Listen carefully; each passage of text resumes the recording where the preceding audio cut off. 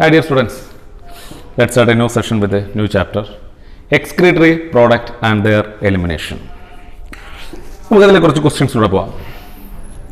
First one, choose the wrong statement from these following statements. First one, in ureotelic organism, ammonia is the product of metabolism. You know what is excretion? Excretion means removal of metabolic waste. Removal of metabolic waste materials are called as excretion. These metabolic waste materials, that means the waste material formed inside the cells, includes urea, uric acid, then ammonia, carbon dioxide, etc. are the metabolic waste. The removal is called as excretion. So in all organism, as a result of metabolism, urea, uric acid, ammonia and carbon dioxide were formed as a result of metabolism in all organisms. And among this, ammonia is highly toxic.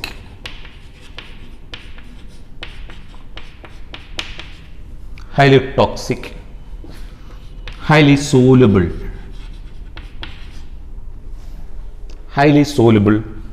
so their rate of diffusion is higher because they are highly soluble. Then urea is also toxic, but about 1 lakh times less toxic than ammonia. About 1 lakh times less toxic than ammonia. Uric acid is the least toxic metabolic waste because they are not soluble in water, so their elimination not required water molecule. So these are three metabolic waste material: urea, uric acid, ammonia. In some animals, especially aquatic animals, their chief excretory product is ammonia because their waste material, all the waste material formed are removed in the form of ammonia. Such animals are called as ammonotelic.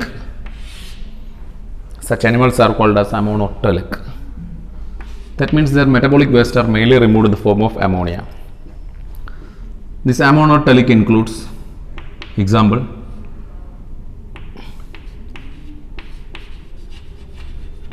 aquatic insects, mollusca, then hemichordata, cyclostomata, fishes, not all fishes, only osteichthyes. Among the fishes, only osteichthyes, amphibian larval forms, that is tadpole, amphibian larval forms, aquatic or tailed amphibians like salamander, etc. These are the ammonotelic animals. Their material excretion is mainly in the form of ammonia. In some animals, excretory materials are mainly removed in the form of uric acid. They are uricotelic. If these excretory products are chiefly removed in the form of, they are called as uricotelic. Mostly terrestrial animals are uricotelic because we know uric acid is least soluble in water and their elimination not require water. So in some terrestrial animal, in order to conserve water in their body, their metabolic waste are removed in the form of uric acid. അതൊരു ടെറസിൽ adaptation ആണ്. ബോഡിയിൽ വാട്ടറിനെ conserve ചെയ്യാൻ വേണ്ടി metabolic waste uric acid ഫോമിൽ eliminate ചെയ്യും. Example reptiles, Aves, terrestrial insects, land snail, terrestrial insects, land snail, etc. These are the examples of ammonotelic. Another is ureotelic. Ureotelic means in some animals like human, their chief excretory product is urea. Ammonia is, their excretion mainly in the form of urea. Urea is the chief excretory product. Such animals are uricotelic. We humans are also uricotelic. Uricotelics include frog, then turtle, mammals, These are the examples of ureotelic. Then in ureotelic animals like humans, ammonia is also a metabolic waste. In all ureotelic animals, ammonia is a metabolic waste. And this formed ammonia is transported to liver. Within the liver, ammonia combined with the carbon dioxide and form urea. Therefore, the urea manufacture takes place in our liver. Urea manufacture. So here the question. Choose the wrong statement. In ureotelic organism, ammonia is a product of metabolism. Yes. In bony fishes, most of ammonia is released through the gills. Yes. Fishes, especially in bony fishes, they are ammonotelic. Osteichthyes are ammonotelic. ഞാൻ പറഞ്ഞിരുന്നു ammonia highly soluble ആണ്. There elimination required large amount of water. Large amount water കൂടെ വേണ്ടി വരും അവരുടെ elimination. അതുകൊണ്ട് തന്നെ നമ്മുടെ ബോഡിയിൽ ഇപ്പോൾ അമോണിയ ഉണ്ടാകുന്ന അമോണിയൊക്കെ ഫിഷസിൻ്റെ ബോഡിയിൽ അവരുടെ ബോഡിയിൽ ഉണ്ടാകുന്ന അമോണിയ മുഴുവൻ ഗിൽസിലൂടെയാണ് എലിമിനേറ്റ് ചെയ്യുക മെയിൻലി. അതായത് കിഡ്നിക്ക് അത്ര സിഗ്നിഫിക്കൻറ്റ് റോളില്ല ഫിഷസിൽ. So in bony fishes most of ammonia is released through their gills. True statement. Then ammonia is readily soluble and can diffuse easily. അവരുടെ സോലുബിലിറ്റി വളരെ കൂടുതലാണ്, അതുകൊണ്ട് തന്നെ ഡിഫ്യൂഷൻ റേറ്റും കൂടുതലാണ്. Uricotelism is advantageous to land vertebrates that lay shelled egg. Shelled egg lay ചെയ്യുന്ന land vertebrates എന്ന് പറയുന്നത് റെപ്റ്റൈൽസും ബേർഡ്സും ആണ്. Reptiles and birds are the vertebrates having shelled egg. Shelled egg lay ചെയ്യുന്നവരാണ്. സ്റ്റേറ്റ്മെന്റ് എന്താണ്? Uricotelism is advantageous to land animal. അവർക്ക് uricotelism അല്ല, shelled egg ലേ ചെയ്യുന്നത് റെപ്റ്റൈൽസും ബേർഡ്സും ആണ്. അവിടെ എന്ത് ടൈപ്പാണ്? യൂറിക്കോട്ടലിസം ആണ്. യൂറിക് ആസിഡ് ഫോമിലാണ് വേസ്റ്റിനെ എലിമിനേറ്റ് ചെയ്യുക. So here the incorrect one is option 4. Protonephridia are excretory organs found in. നോക്കാം. Different types of excretory organs in animals. Very important. Excretory organs in animals. There are different types of excretory organs in animals. One is flame cells. Flame cells or protonephridia or solenocytes. Flame cells or protonephridia or solenocytes. These are the excretory organs in Platyhelminthes, Rotifera, some annelids and cephalochordates.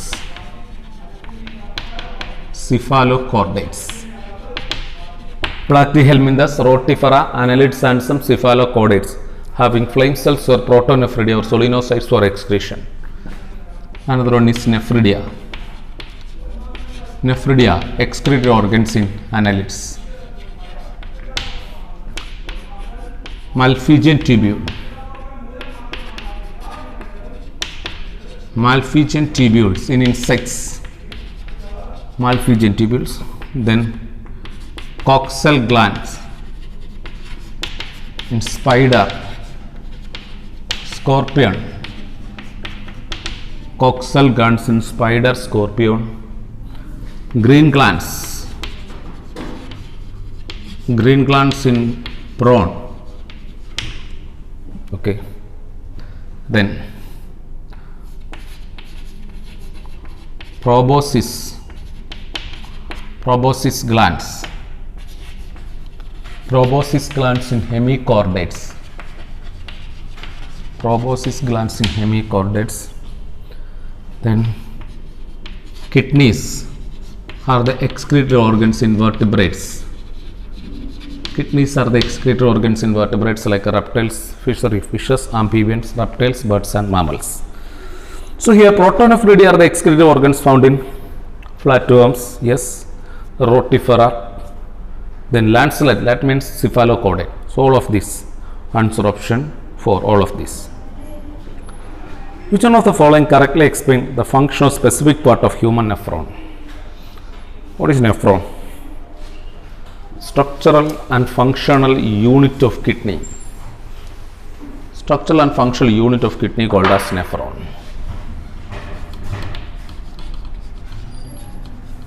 Nephrons are the functional unit of kidney. Each kidney contains nearly 1 million nephron.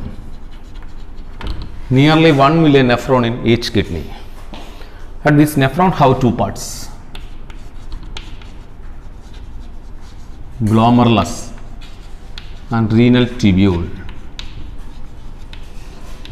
Glomerulus and renal tubules are the two components of or two parts of nephron. So nephron രണ്ട് പാർട്ടാണ് glomerulus and renal tubule. അതിൽ നമ്മൾ renal tubule എടുത്താൽ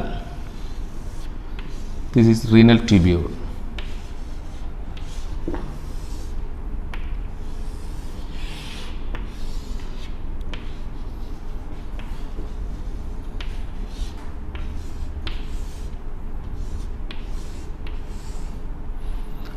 This is called as renal tubule. This renal tubule begins with a double-walled cup-shaped portion called as Bowman's capsule. It begins with a double-walled cup-shaped portion, Bowman's capsule. This Bowman's capsule leads to this highly convoluted region PCT. Then PCT opens to Henle's loop. Then DCT and collecting duct. These are the different regions of renal tubule. So first part is renal tubule and these are different regions. Then a tuft of capillaries arises from the afferent arteriole of kidney. This tuft of capillaries arises from the afferent arterioles of kidney called as glomerulus. These are the two components of nephron. Glomerulus and renal tubule are the two components of nephron. Glomerulus and renal tubule. Then the first step in urine formation takes place in glomerulus. Suppose this is Bowman's capsule.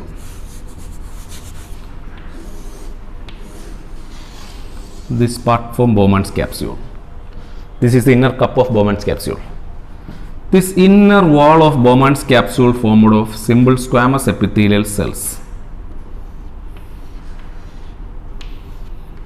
Simple squamous epithelial cells are seen in the inner wall of Bowman's capsule. They are called as podocytes. Podocytes are the squamous epithelial cells, simple squamous epithelial cells of inner wall of Bowman's capsule. And this podocytes is not continuous. They leave a space in between them. So this podocytes leaves a space in between them called a slit pore or filtration slit. Slit pore or filtration slit. Then glomerulus lies here. This is glomerulus. This is the wall of glomerular capillary.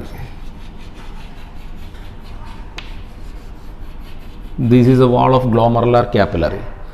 The wall of glomerular capillary is endothelium.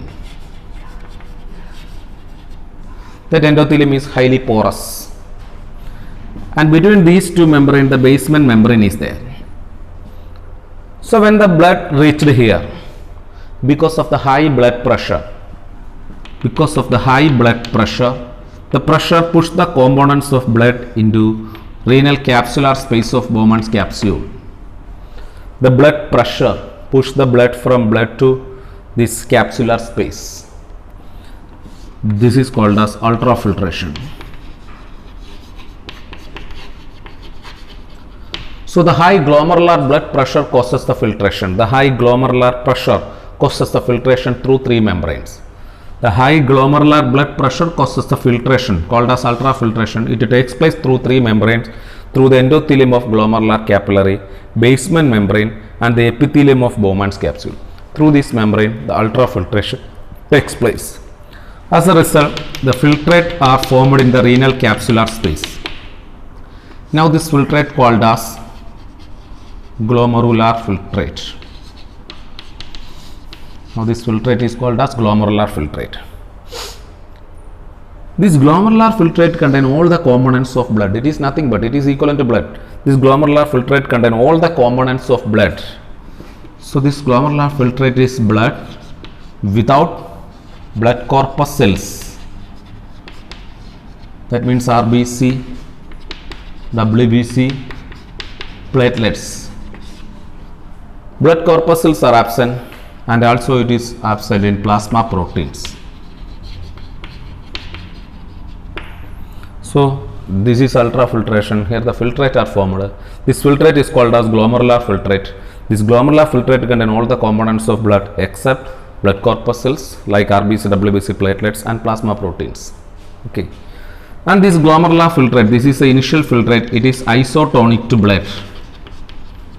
This glomerular filtrate is isotonic to the blood. This is the first step in urine formation, ultrafiltration.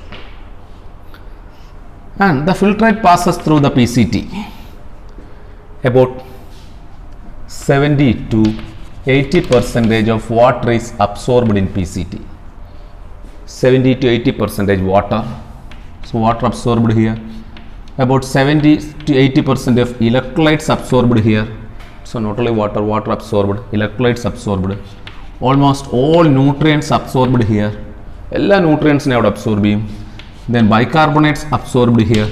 So maximum absorption takes place in the proximal convoluted tubule of nephron. Maximum absorption. Because this proximal PCT have brush-bordered cells. This PCT contains brush-bordered cells. That brush-bordered cells of PCT helps to increases the absorptive surface area. So therefore maximum absorption takes place, reabsorption maximum takes place in the proximal convoluted tubule. Then Henle's loop, reabsorption very minimum in this segment, reabsorption least or minimum in Henle's loop. This is the descending limb of loop of Henle. This descending limb is permeable to water, so water reabsorbed, and impermeable to electrolytes. This is ascending limb. This ascending limb is permeable to electrolytes, impermeable to water. As a result, when the filtrate passes through the descending limb, it gets concentrated because only water is moved from here. So the filtrate gets concentrated when it passes through the descending limb. When this filtrate passes through the ascending limb, we know ascending limb is permeable to only electrolytes. As a result, when the filtrate passes through the ascending limb, what happens? It gets concentrated. Then this concentrated filtrate now reaches the distal convoluted tubule. Here in distal convoluted tubule, water, sodium and bicarbonate are reabsorbed here. Water, sodium and bicarbonate are reabsorbed. Mainly sodium reabsorbed in DCT, but conditional. Conditional reabsorption takes place here. Next in DCT, here also water absorbed. Water absorption takes place in DCT. As a result, the final urine is 4 times highly concentrated than the initial filtrate. The final urine is about 4 times highly concentrated than the initial filtrate. This is called as tubular reabsorption. Next, final step in urine formation is called as tubular secretion. That means different segments of renal tubules secrete K plus, H plus and ammonia to the filtrate. Blood il ninnum potassium hydrogen filtrate like secrete team. That PCT secrete team. They process DCT നടക്കും K plus, H plus ammonia. DCT വഴിയും filtrate like secrete ചെയ്യും. Collecting duct വഴിയും H plus K plus filtrate like secrete ചെയ്യും. This is for maintaining acid base and ionic balance of body fluid. This is called as tubular secretion. The tubular secretion takes place through PCT, DCT and collecting duct. This tubular secretion for maintaining acid and ionic balance of body fluid. Okay. Then this collecting duct, another function, this collecting duct releases small amount of urea to the medullary interstitium. It releases small amount of urea to the medullary interstitium to maintaining the osmolarity of the medulla of kidney. Okay, so these are the functions of kidney renal tubule. These are the functions, and the first step is urine formation is ultrafiltration. It takes place in the glomerulus, and the filtrate formed are called as glomerular filtrate.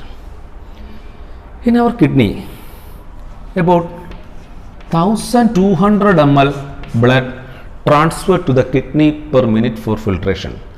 That means about 20 to 25% of our cardiac output is transported to the kidney for filtration. As a result of filtration, a particular amount of filtrate formed. That filtrate formed in the kidney per minute are called as glomerular filtration rate, GFR. Means the amount of filtrate formed in the kidney per minute.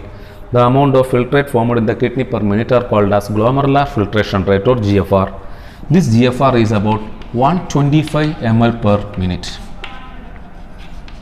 It is about 125 ml per minute. Okay, and this is 125 ml per minute, about 180 liters per day. This GFR is about 180 liter per day. About 180 liter initial filtrate or initial urine formed. That is ultrafiltration. But second step is tubular reabsorption. About 99% of this filtrate are reabsorbed from different segments of renal tubule during the second step, during tubular reabsorption. About 99.9% of the 99% of filtrate are reabsorbed. As a result, an average healthy man can release about 1 to 1.5 liters of urine per day. An average healthy man can release about 1 to 1.5 liters of urine per day. And this released urine contains about 25 to 30 gram of urea. Urea is the chief excretory product. This released urine contains about 25 to 30 gram of urea. Then the pH of this urine is 6.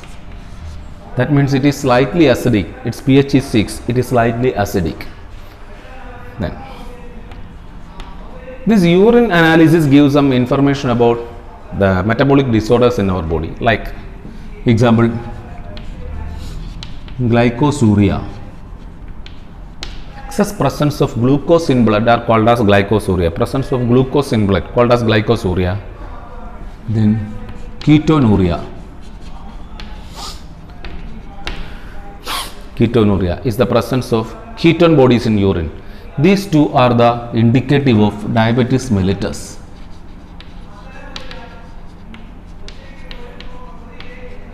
These two are the indicative of diabetes mellitus. Okay. So, third question. Which one of the following correctly explain the function of specific part of human nephron? First one, afferent arteriole carry blood away from the glomerulus. What is afferent arteriole? The arteriole which supply blood towards the glomerulus are called as afferent arteriole. The arteriole which supply blood towards the glomerulus, that is afferent arteriole. So it's a wrong statement. Afferent arteriole carry blood not away from the glomerulus, it carry blood towards the glomerulus. Then podocyte create minute spaces for the filtration of blood into Bowman's capsule. Yes, it's true. So what is answer option is answer option 2. Which of the following is correct about juxtamedullary nephron? So this is a structure of nephron, and we have two types of nephrons in our body. The two types of nephrons includes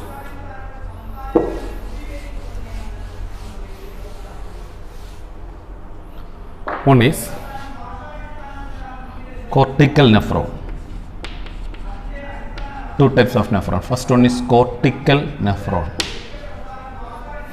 Second one is juxtamedullary nephron. Cortical nephron and juxtamedullary nephron. Cortical nephron. About 85% of nephrons are cortical nephron. Only 15% are juxtamedullary. In cortical nephron, this Henle's loop is reduced or absent. In cortical nephron, Henle's loop are reduced or absent. If Henle's loop absent, vasa recta also absent. While in juxtamedullary nephron, long Henle's loop and long vasa recta. So here, which of the following are correct about juxtamedullary nephron? Short loop of Henle's wrong. It has long loop of Henle, true. So 2 is true. 85% of total nephron is wrong. About 15% of total nephron correct. Vasa recta reduced is absent. They have vasa recta. Juxtamedullary nephron have vasa recta. So answer, which of the following are correct? Correct is 2 and 3. So answer option. Which of the following are correct about juxtamedullary nephron? Long loop of Henle, 2 correct. 2 and 4. 15% of total nephron. So answer is option 3. The glomerular filtrate in Bowman's capsule is, what is blood minus protein, water, urine, blood minus proteins and corpuscle. We know this glomerular filtrate contains all the components of blood except blood corpuscles and plasma protein. So what is it? Is blood minus proteins and corpuscles. Answer option 4. How many statements are false? The glomerular filtration rate is about 125 ml per minute. Yes, that is GFR. Urea excrete out per day is 25 to 30 gram. True. An adult human excrete about 1 to 1.5 liters of urine per day. True. Glucose is a low threshold substance. Glucose is not a low threshold substance. Glucose is a high threshold substance, because during reabsorption, almost all glucose are reabsorbed. Almost all glucose reabsorbed. So on the basis of reabsorption, nutrients are grouped into high threshold, low threshold and non-threshold. High threshold means their reabsorption is maximum.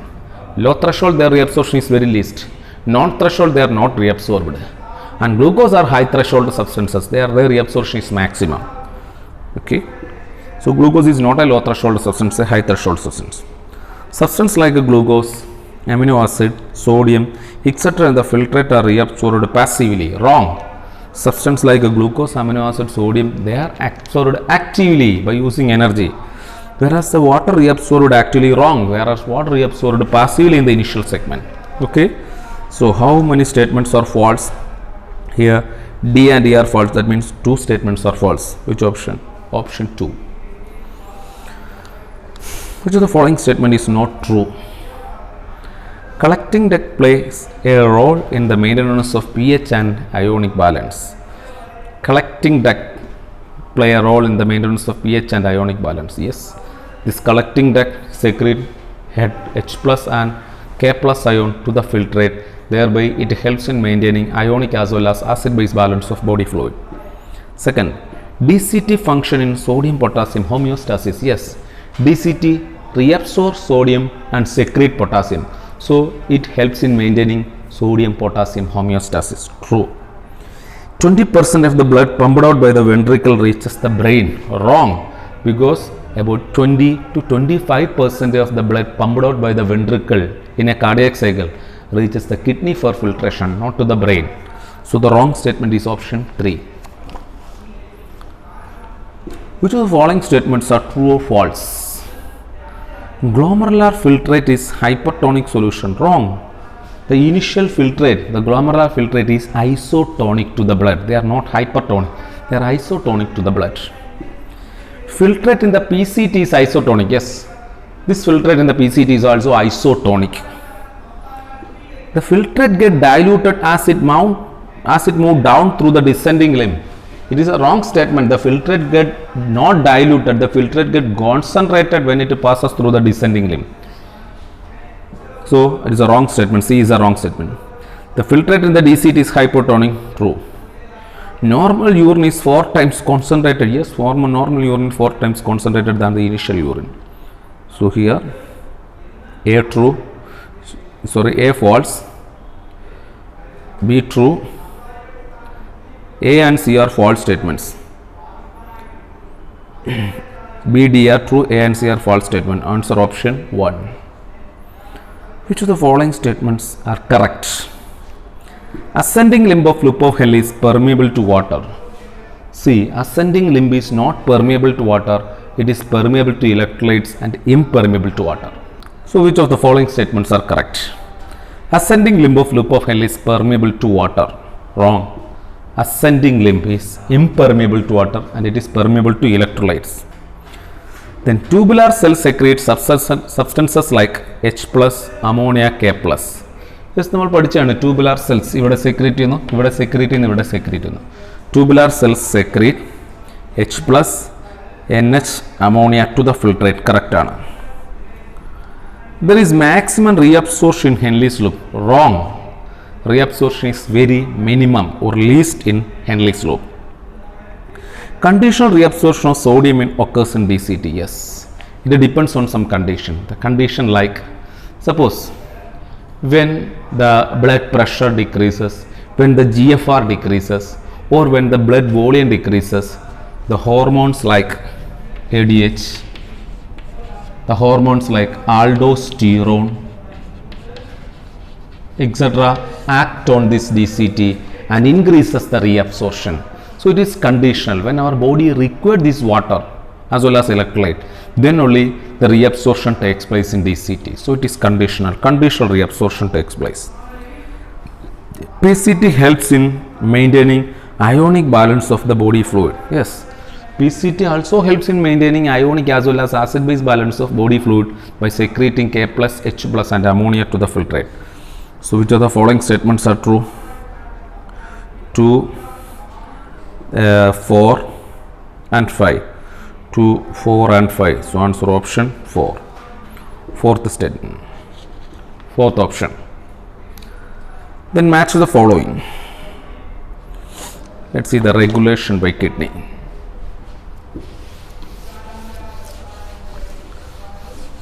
Regulation, neural and hormonal regulation.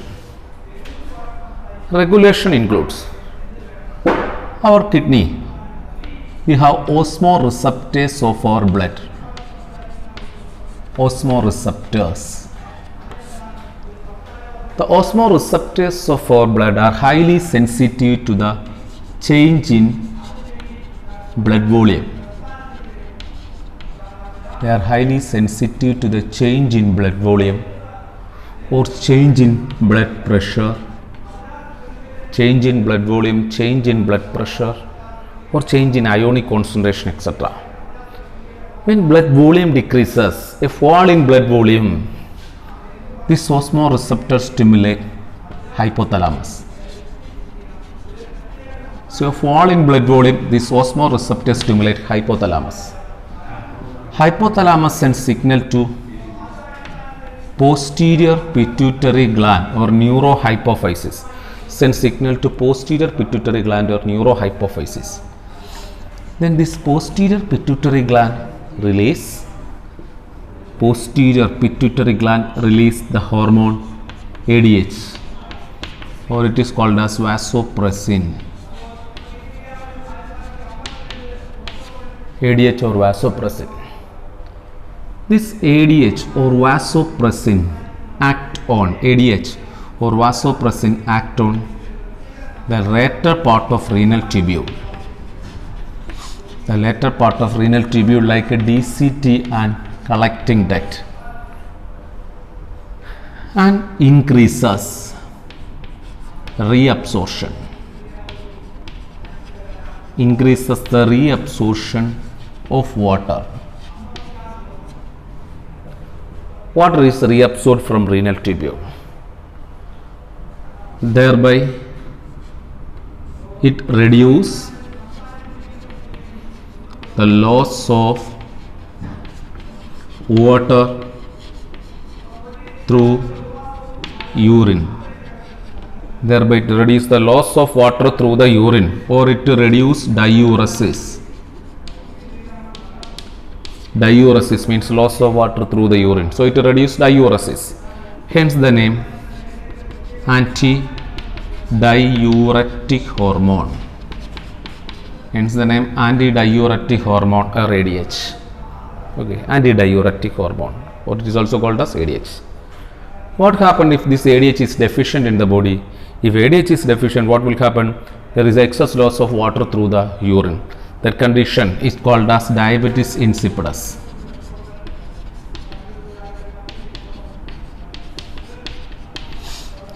Diabetes insipidus means the excess loss of water through the urine is called as diabetes insipidus. Is the excess loss of water through the urine. That is diabetes insipidus. Okay. Then ADH is also called as vasopressin. Why? Because it causes the constriction the blood vessel. It causes the vascular constriction. Vasopressin. It causes the constriction in blood vessels. Thereby it increases the blood pressure and glomerular filtration rate or GFR by act as a vasoconstrictor. It constricts the blood vessel and increases the blood pressure and glomerular filtration rate. This is the role of ADH. Okay. So if water is scarce in our blood, ADH secretion increases. If water is sufficient in our blood, there is no ADH secretion. So ADH secretion depends on the blood volume and water content of our blood.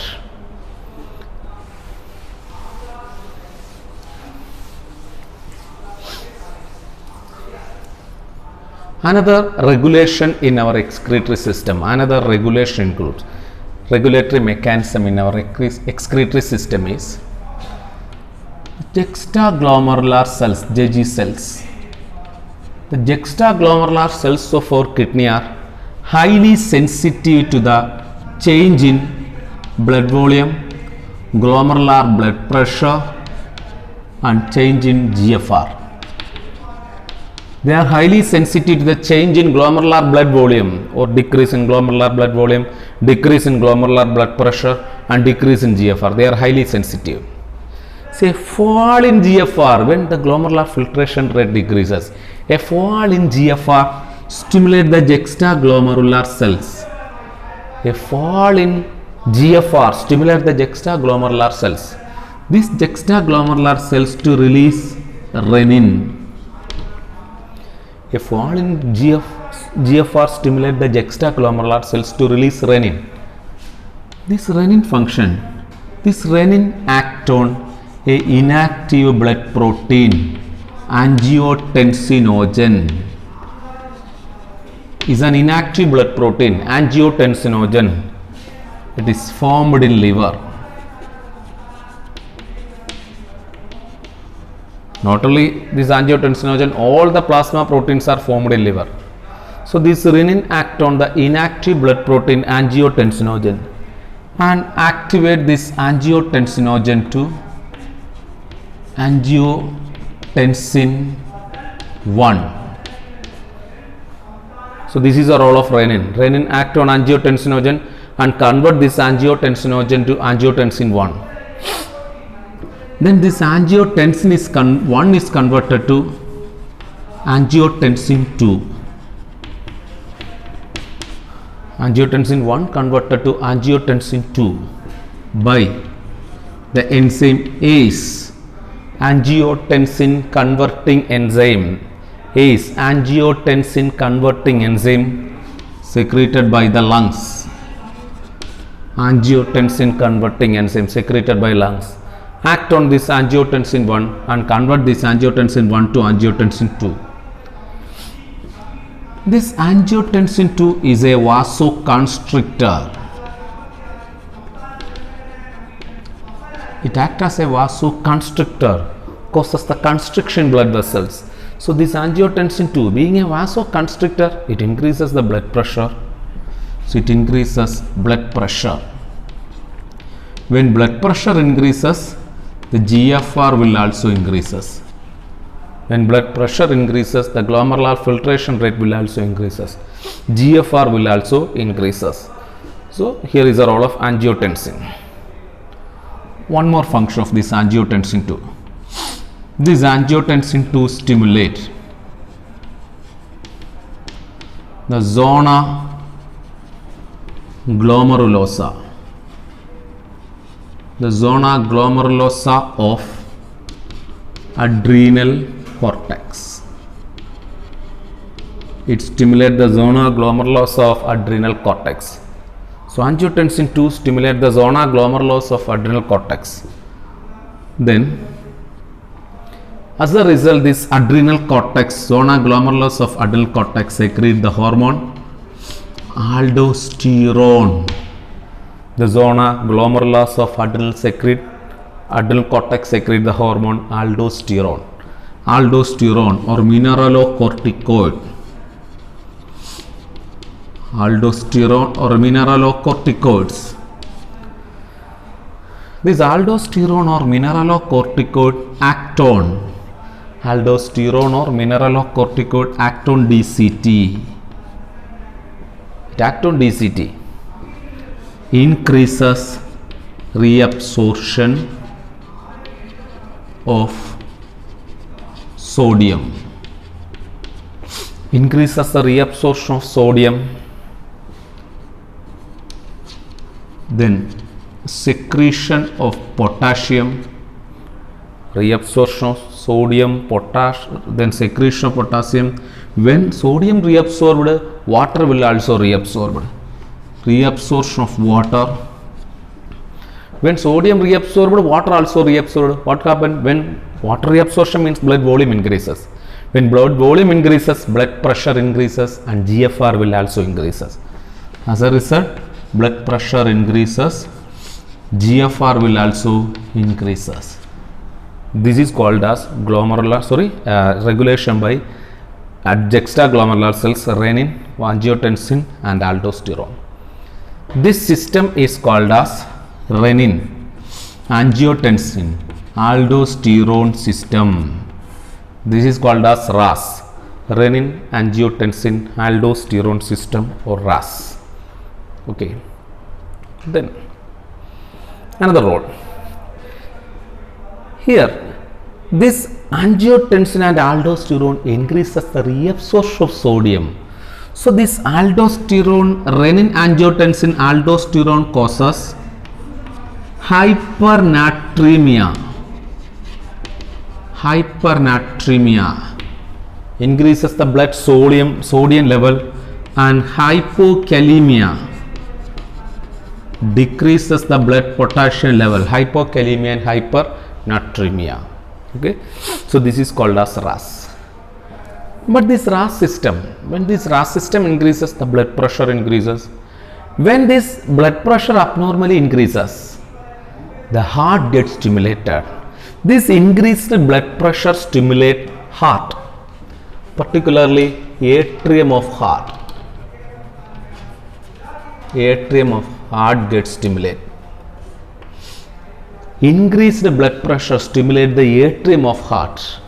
As a result, this atrium of heart secretes a hormone called as atrial natriuretic factor, or ANF.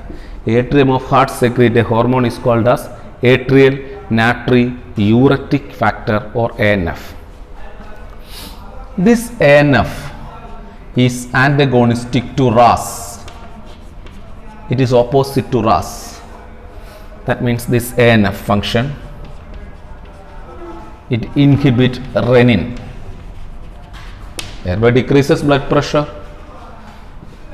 It acts as a vasodilator. Vasodilator, that means opposite to angiotensin 2. It acts as a vasodilator. It dilates the blood vessels. Then promote the loss of water and sodium by inhibiting renin. So thereby it decreases blood pressure. It decreases blood pressure. ANF decreases blood pressure. Okay. So these are the regulation by kidney function, by ADH as well as renin and ANF regulate the kidney function. This is the regulation. So here, vasopressin. What is vasopressin or ADH? This vasopressin or ADH is actually a hormone, is a non-peptide hormone having 9 amino acids. This peptide hormone synthesized in hypothalamus, but they stored in posterior pituitary gland. So vasopressin or ADH is a hormone synthesized in hypothalamus, but they get stored in neurohypophysis. So here vasopressin, what is matching to vasopressin? It is hypothalamic hormone. So 1 with the C, hypothalamus. Then renin, what is the role? Renin stimulate glomerular blood flow, hypothalamus, RBC production, stimulate zona glomerulosa. So stimulate glomerular blood flow. So 2E, stimulate glomerular blood flow. 1 vasopressin 1D, then 2 renin, stimulate glomerular blood flow. Okay. Then angiotensin 2. What is the role? It stimulates the zona glomerulosa of adrenal cortex. It stimulates the zona glomerulosa of adrenal cortex. So 3 is B. ANF, atrial wall. Atrial wall secretes the hormone AF. So 4 is A. Erythropoietin, the hormone needed for erythropoiesis. The hormone needed for erythropoiesis, secreted by kidney. Fibroblast cells in kidney secrete erythropoietin. That erythropoietin function is the erythropoiesis or RBC. So here the answer will be option 3. The presence of glucose and ketone bodies in urine are the indicative of ketonuria and glycosuria. These are the indicative of diabetes mellitus. So option 1. Then the outline of principal event of urination is given below in random manner. Stretch receptors of wall. Let's see. നമുക്ക് എന്താണ് ഈ micturationന്റെ process നോക്കാം. The process of micturation.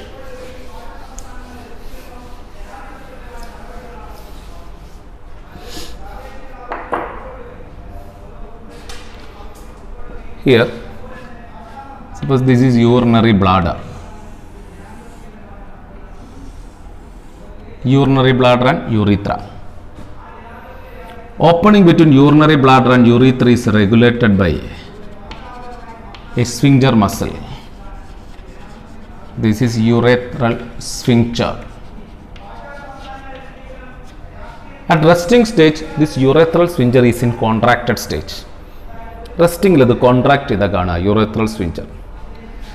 This is the wall of urinary bladder. The wall of urinary bladder contains smooth muscles. Smooth muscles are present on the wall of urinary bladder. Okay. So these smooth muscles are in relaxed stage.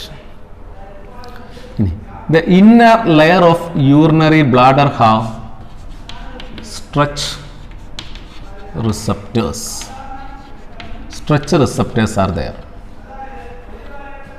When this bladder got filled with urine, this distension causes the stretching of stretch receptors. When bladder is filled with urine, which stimulate the stretch receptors of bladder. So when bladder filled with urine, which stimulate the stretch receptors. These stretch receptors send signal to central nervous system. Stretch receptors send signal to central nervous system.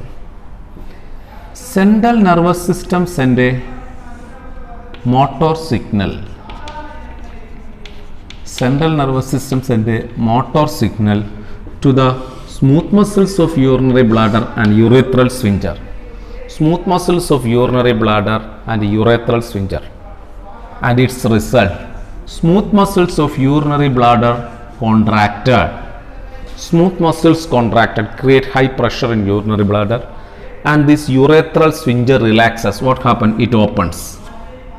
Urethral sphincter relaxes. So urine from the bladder is moves out of the urinary bladder. This is called as micturition. And this neural mechanism involved in this micturition called as micturition reflex. This is called as micturition reflex. Okay. So here the outline of principal events in urination given in random manner. The stretch receptors of the wall of urinary bladder send a signal. No, it begins from the bladder filled with urine and it becomes distended. That is first. 2 is first one. Then what happened? The stretch receptors of urinary bladder get stimulated and send signal to central nervous system. Then the central nervous system pass motor signal to initiate the contraction of smooth muscle and stimulate relaxation of urethral sphincter. Then last one causes micturition. So here the answer is option 3. Then select the incorrect match. Glycosuria. What is glycosuria? Presence of glucose in urine is called as glycosuria. Presence of glucose in urine. Correct. Renal calculi. It's a kidney disorder. That is accumulation of crystallized oxalates in kidney called as renal calculi. That is kidney stone. True. Ketonuria. Presence of ketone bodies in urine. It's also true. Uremia means accumulation of urea in the blood. Accumulation of urea in the blood due to the malfunctioning of kidney called as uremia. So the incorrect is option 4. Uremia is not accumulation of uric acid, it is the accumulation of urea in blood. So answer is option 4. Which of the following causes an increase in sodium reabsorption DCT? Increase in aldosterone. Yes, when aldosterone increases, aldosterone acts on DCT and increases the reabsorption of sodium. So 1 is true. So here the answer is option 1. Which of the following is not correct with reference to hemodialysis? Let's see. Hemodialysis or artificial kidney. A simple hemodialysis consisting a dialyzing fluid. A dialyzing fluid is there.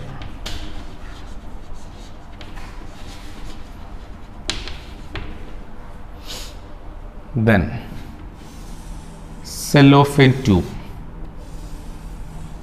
Then a cellophane tube. This cellophane tube, this is called a cellophane tube.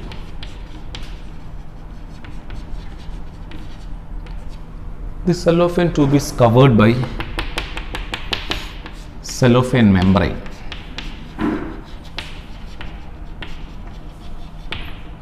Cellophane tube is covered by cellophane membrane. This cellophane membrane is permeable to micromolecule and impermeable to macromolecules. It is permeable to micromolecule and impermeable to macromolecule. Then here,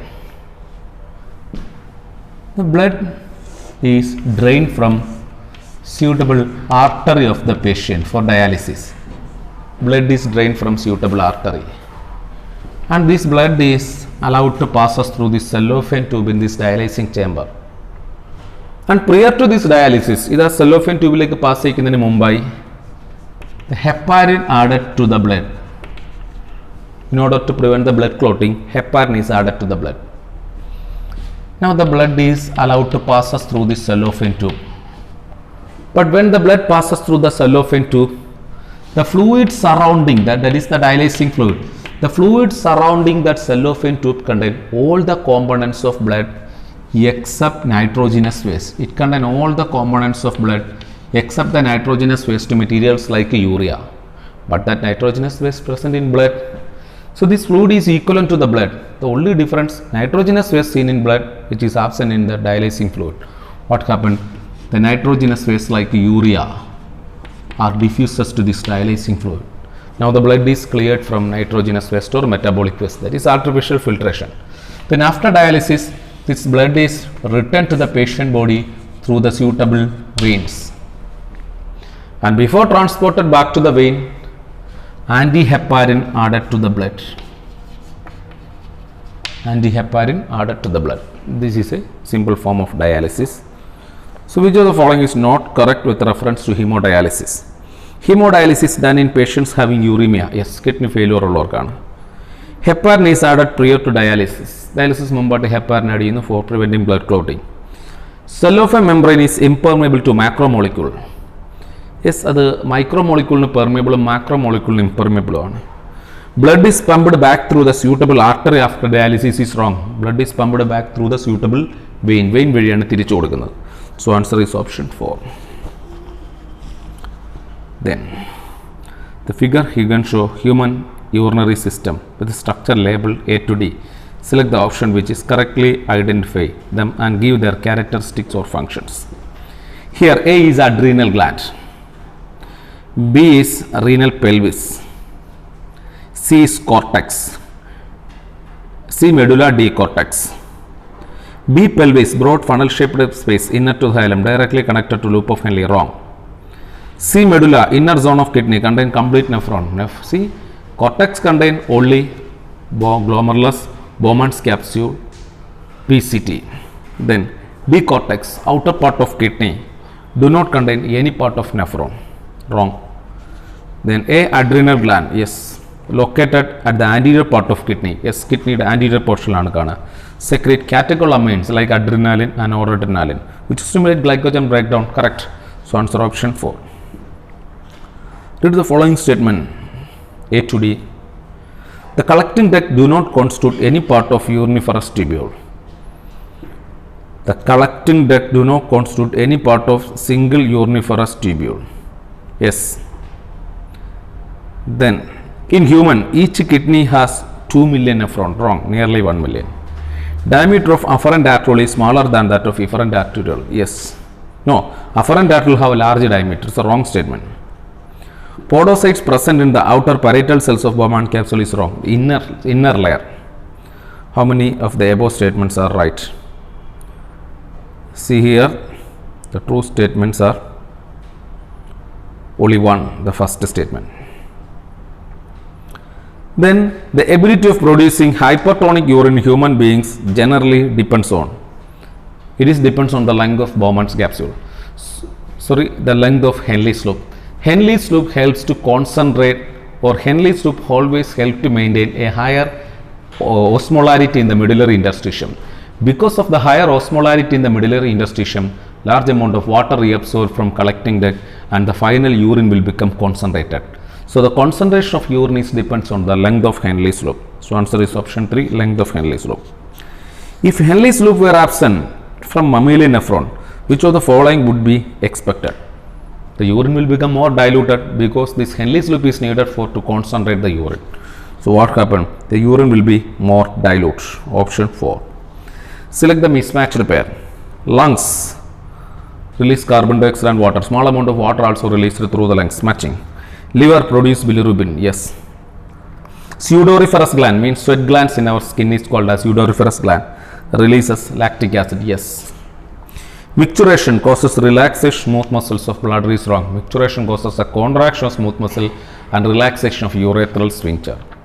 So answer is option 4. So we completed the chapter excretory product and their elimination. Okay.